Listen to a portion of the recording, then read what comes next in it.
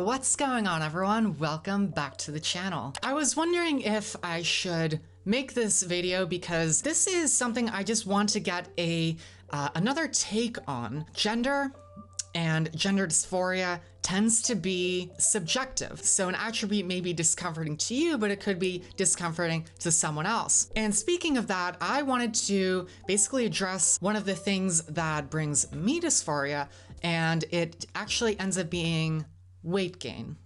So basically throughout 2021, I have been dieting. I was 176 pounds by the end of 2020. And as of right now, I'm about, 155 and a half? I feel really, really good. I basically found a nutrition routine that tends to work for me. The thing is, I'm kind of young, so I tend to work with just calories, so nothing seems to really affect me after that. Anybody who has known me has known that I've been very conscious about like how I eat and how I look. Look, I don't care about health. I only care about it once it starts affecting me, like everybody else. I've mainly been concerned about not eating well if it starts to affect my weight. I've noticed that throughout transitioning that there is a lot of discomfort when I actually gain weight. It feels like it's dysphoria. I think it kind of boils down to, maybe this is something, as a society, we kind of value in femininity, something that we don't value in masculinity to certain degrees. The thing is, this applies to cis people as well, that people like to present themselves in society in a certain way. And people have an ideal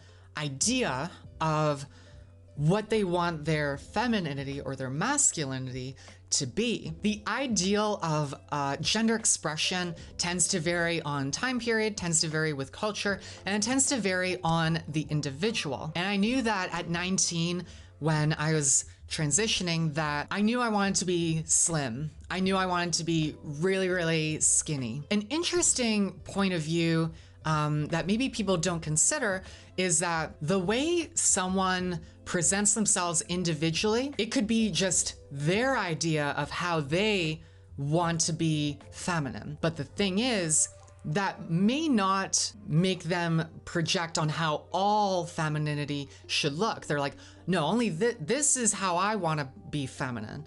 But I don't believe that the rest of the world should adhere to how I individually want to present that way. When I was transitioning, I was 19, I'm 22 right now. There were a few things that I knew I wanted to change about myself physically. Hormones obviously did that, my voice, but a few other little things. For one thing, I'm a nail biter.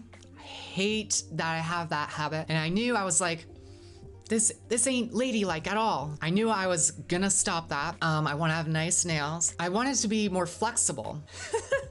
I have not lived up to that. The other thing was I want to be slim. A lot of the kind of like the breaking point sort of happens when you're like, I can't live like this anymore. There has to be a change. A lot of it came from when I was emotional and I was looking at myself, because when I was 19, I was about 195 pounds.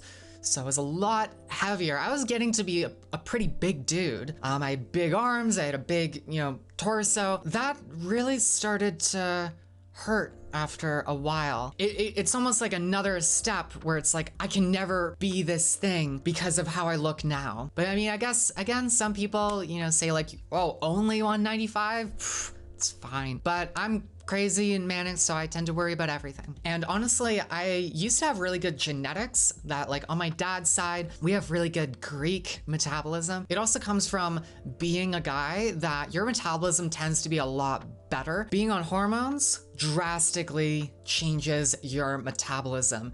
I cannot eat the way I used to. Maybe it's because I'm getting slightly older, but I just don't, I can't handle that stuff anymore. And so right now I tend to be pretty comfortable with the weight I'm at. I've just gone on a little shopping spree and I got some new clothes. I like a lot of poofy dresses. If you've ever been to Le Chateau, where they got the high-waisted kind of poofy Cinderella dresses, I really dig those. It's like you've worked really hard to get to this point, and you've been able to slip into one of those dresses where sometimes breathing can get a little difficult, where it's right at your waistline, and every time you breathe, you feel like, am I really gonna just tear this dress because I'm just, you know, I don't fit properly in it? And now it's like I can breathe comfortably in it. And I've been able to look at myself in the mirror and go, you've done it. You've become a woman. You've become a girl